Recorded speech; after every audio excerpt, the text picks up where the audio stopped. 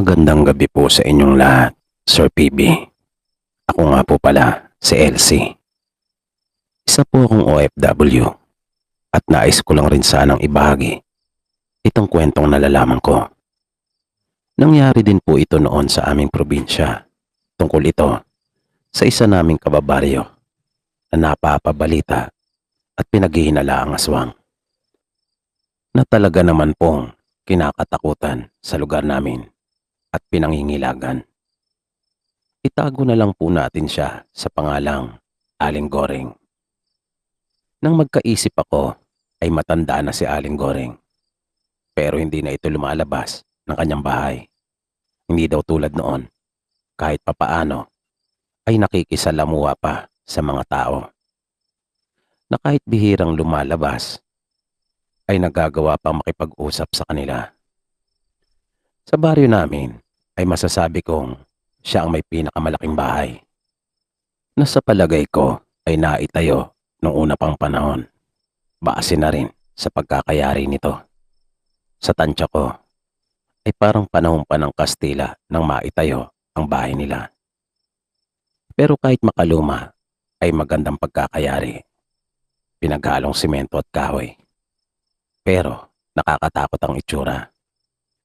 Sabi pa nga ng mga nakapasok na sa bahay nito, mas nakakatakot daw kapag nasa loob ka na. Puro antigo at makaluma din ang mga kasangkapan. Kwento pa ng mga magulang ko noon sa amin. Mabait at matulungin si Aling Goreng.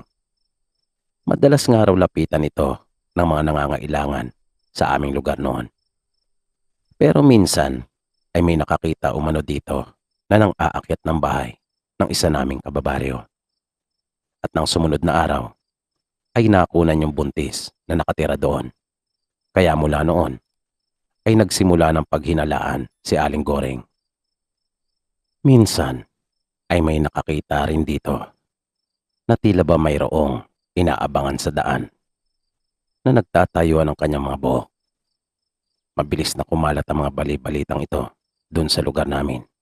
Kung kaya magmula noon ay kinakatakutan na siya at iniiwasan ng mga tao sa aming lugar. Sabi ng mga magulang ko, iniwan at nilayasan si Aling Goreng ng kanyang asawa at mga anak. Pero mayroon siyang inampon na isang batang lalaki na tawagin na lang natin sa pangalang Esteban. Inalagaan niya at pinalaki si Esteban. Itinuring niya itong parang tunay at sarili niyang anak.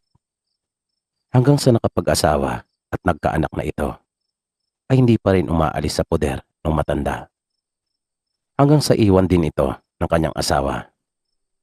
Kaya lumaki ang anak ni Mang Teban sa pangangalaga nila ni Aling Goreng. Tulad ni Mang Teban, minahal at itinuring din nito ni Aling Goreng na para niyang tunay na apo. Lumaki namang mabait at mapagmalang anak ni Mang Teban na itago na lang natin sa pangalang Teresa. Pero tulad ni Aling Goreng, iniwasan at kinatakutan na rin ng mga taga sa amin ang mag-ama. Dahil ang alam ng mga taga ron sa amin ay aswang na rin ang mga ito. Pagkat nakapanatili sila sa bahay ni Aling Goreng at walang nangyayaring masama sa kanila. Hanggang sa isang araw ay may dumating na mga taga Maynila dun sa aming lugar. Bali 4 silang lahat. 2 lalaki at 2 babae. Base sa kanilang pag-uusap, napansin ng mga taga sa amin na kanilang napagtanungan at nakausap ay magpipinsan ng mga ito. Pero mukhang doon lang rin sila nagkita at nagkakilala. Apo daw sila ni Aling Goreng. Lumalabas na bawat isa sa mga anak ni Aling Goreng ay nagpadala ng tag-iisa nilang anak. Nagtanong-tanong ang mga ito kung saan ang bahay ng kanilang lola. Nang usisain sila ng mga taga sa amin kung anong kanilang pakay at kung bakit napasadsad bigla doon sa aming lugar, ay hindi naman na sila nagbigay pa ng ibang detalye. Kaya hinala ng mga taga sa amin, malamang napawi ang mga ito dahil sa mana. Ilang araw na kasing nakaburol noong mga panahong ito si Aling Goreng. Hindi malinaw sa mga taga sa amin kung ano ang kinamatay nito. Basta bigla na lang namin nabalitaan mula kay Manteban na namatay na si Aling Goreng. Pero kahit isa ay wala talagang nagkalakas ng loob na makipaglamay. Kahit pa yung mga taong palagi natutulungan noon ni Aling Goreng. Maya-maya ay dumating na si Manteban at kanya nang sinundo ang magpipinsan dun sa tindahan kung saan nila na pag-usapan na magkita. Pagdating nila dun sa bahay, natigilan ang magpipinsan at panandalian pang pinagmasdan muna ang malaking bahay na yon. Yung iba ay humanga at namangha sa ancestral house na nasa kanilang harapan, habang yung iba naman ay nahintakutan. Sabi pa nga ng isa sa kanila, para daw yung haunted house na napapanood sa mga palabas. Maya-maya ay bumalik si Manteban at sinabihan na sila nitong pumasok. Pag-akit nila sa ikalawang palapag sa maluwang na sala ay naroon ang kabaong ng kanilang lola. At hindi nila maiwasang mapansin kung bakit tila wala yata nakikipaglamay man lamang. Kaya kanila yung itinanong kay Manteban. Pero ang tanong nila ay sinagot din ng isang tanong ng matandang lalaki. Hindi ba raw nasabi sa kanila ang kanilang mga magulang? Wala raw bang naikwento man lamang sa kanila? At halos magkakasabay namang sumagot ang mga ito at sinabing wala.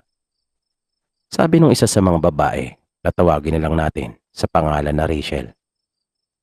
Hindi nga raw sana siya ang pupunta dahil wala daw siyang panahon. Masyado daw siyang busy. Yung nakababata na lang daw sana niyang kapatid pero mapilit daw ang tatay niya at siyang pinapapunta dahil siya naman daw ang panganay. Sumagot si Manteban at sinabing kahit sino naman sa kanilang magkakapatid ay maaari at hindi naman kinakailangan yung panganay talaga. Biglang sumabat ang isa sa dalawang lalaki na tawagin na lang natin na si Dennis at sinabing buti naman daw kung ganon. Dahil siya ang bunso sa kanilang magkakapatid at nang malaman daw niya ang ukol sa malaking halaga na ipapamana sa kanila ay siya na daw mismo ang nagpresentang pumunta. Dahil sa mga narinig ni Manteban ay hindi naman niya maiwasang mapaisip sa mga ito. Sa loob-loob niya ay yung pera lang talaga ang pakay ng mga ito. Sa bagay, sa mahabang panahon nga, ay hindi man lang nila naisipan at nagawang bumisita o kahit magparamdam man lamang sa lola nila. Matapos iyon, ay bigla naman nagtanong ang isa pa sa mga babae na itago naman natin sa pangalang Cassie. At pasosyal na sinabing bakit raw nakasaradong lahat ang ataol ng kanyang lola. Panandali ang napaisip si Manteban at sinabi mahabang kwento. Pero may pagkamata rin na sumagot si Rachel at sinabi na handa silang makinig at maghintay. Kaya napilitan na lamang si Manteban na sabihin iyon ang bilin ng kanilang lola. At malalaman din nila sa tamang oras kung bakit. Iminungkahi sa kanila ni Manteban na magpahinga na lang muna sila. Dahil sigurado siyang napagod ang mga ito sa biyahe dahil na rin sa layo. Mamili na lamang daw sila sa mga kwarto na naroon. Pero humirit ang isa pa sa magpipinsa na si Edward at sinabing kung maaari daw bang kumain muna dahil sa siya ay nagugutom. Mabilis namang tumugon si Manteban at sinabing may oras ang pagkain sa kanila at hindi pa sila nakakaluto ng kanyang anak na babae. At pumasok ng mga ito sa mga silid. Maya-maya ay dumating na rin ang anak ni Manteban na si Teresa at may dala na itong mga pinamalengke. Nag-usap sandali ang mag-ama at pagkatapos ay nagluto na sila ng maipapakain sa kanilang mga bisita. Nagluto sila ng dinuguan at inihaw na atay na nagustuhan naman ng mga apo ni Aling Goreng. Sarap naman silang lahat sa pagkaing inihain ng mag-ama. Pero habang kumakain ay hindi mapigilan ng magpipinsan na banggitin ang tungkol sa kanilang mamanahin. Kaya di maiwasang magkatinginan lagi ni Manteban at Teresa. Halatang halata kasi yung kagaspangan ng ugali ng mga ito. Nang mapuno na si Mang Teban at tuloy ng mainis sa mga patutsada ng magpipinsan, bigla itong tumayo at sinabing kanila ng pag-uusapan ang ukol sa kanilang mamanahin pagkatapos nilang kumain. At pinapasunod niya ang mga ito doon sa sala sa itaas kung saan naroon ang kabaong ng kanilang lola. Habang inihintay nila Mang Teban at Teresa ang magpipinsan, ay hindi nila maiwasang hindi pag-usapan ang tungkol sa kalagayan ni Aling Goreng. Maya-maya ay dumating na rin yung magpipinsan. Hindi na nagpaligoy-ligoy pa si Mang Teban.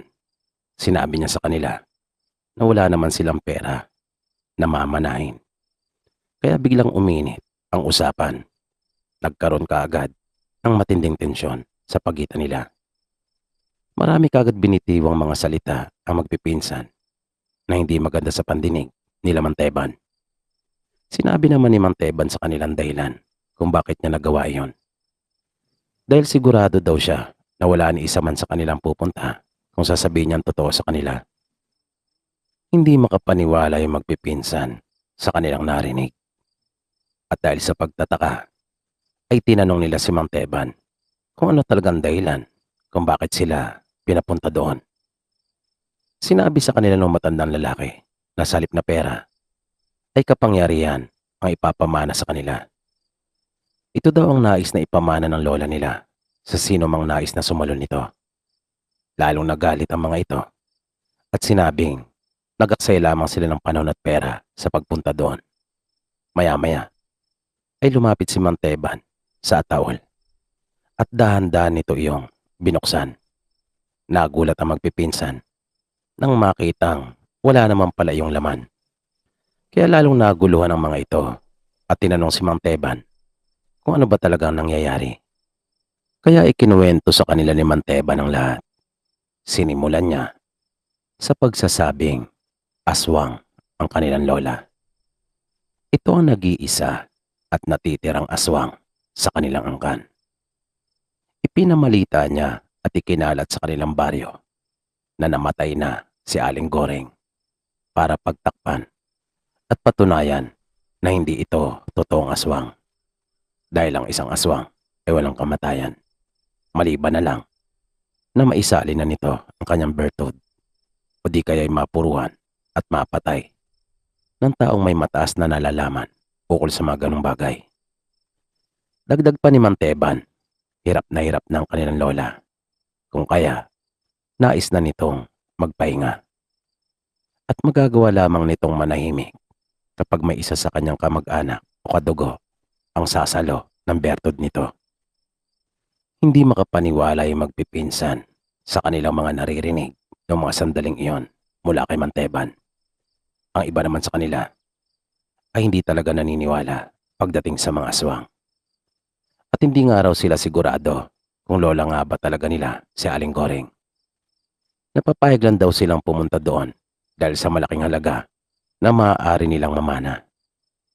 Para matapos na ay niaya sila ni Mang Teban at dinala sa isa pang bahay na ilang daang metro din ang layo mula doon sa ancestral house. At para patunayan na rin sa kanilang lahat na totoo ang kanyang mga sinasabi. Kaya wala na rin nagawa pa yung magpipinsan kundi ang sumunod kanila Mang Teban. Malayo-layo din ang nilakad nila.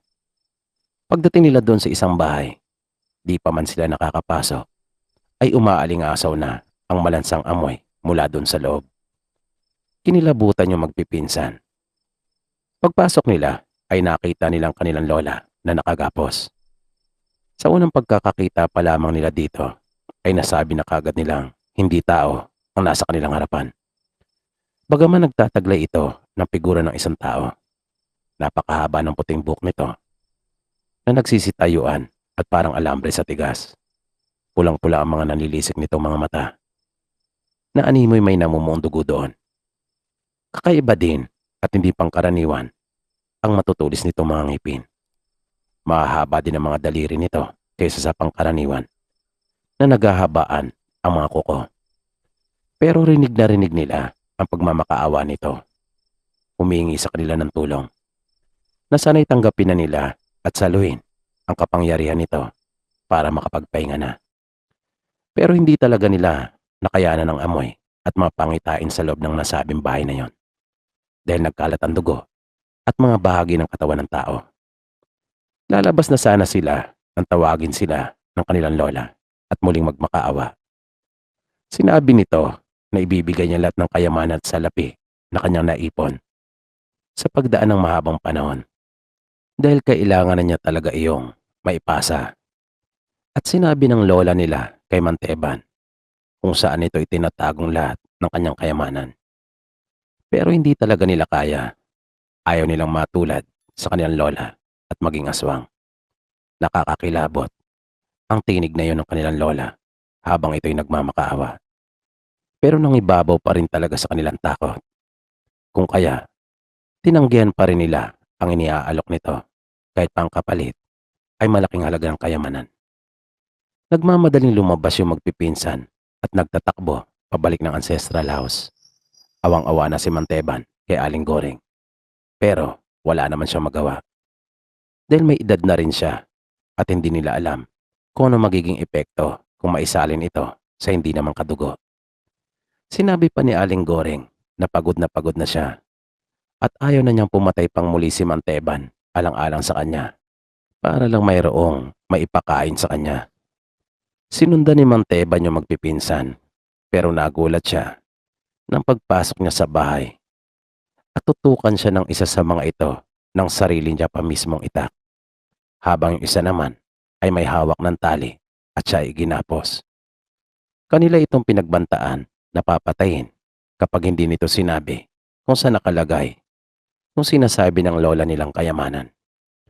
Ayaw sanang sabihin sa kanila ni Manteban, alang-alang na rin kay Aling Goring. Pero naalala nitong bigla ang kanyang nag-iisang anak. Kung kaya kanya na lamang itinuro sa mga ito yung kayamanang itinatago ng matanda. Pero walang kamalay-malay si Manteban na ang kanyang anak na si Teresa ay naroon at kasama si Aling Goring. At hindi nito natiis yung nakikitang paghihirap ng matanda. Kung kaya, nagdesisyon itong siya na ang sumalo sa bertud nito. Samantala, sa ancestral house, nakuha na magpipinsan ang pakay nila at papalabas na sana. Nang bigla na lang silang natigilan dahil nasa harapan na nila si Teresa. Nanlilisik ang mga mapupulang mata nito at parang isang mabangis na hayop na gutom na gutom.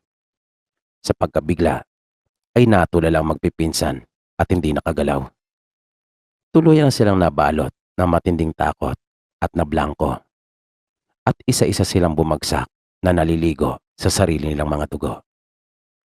Makaraan ng ilang araw ay isa-isang nagdatingan doon sa ancestral house yung mga anak ni Aling Goring.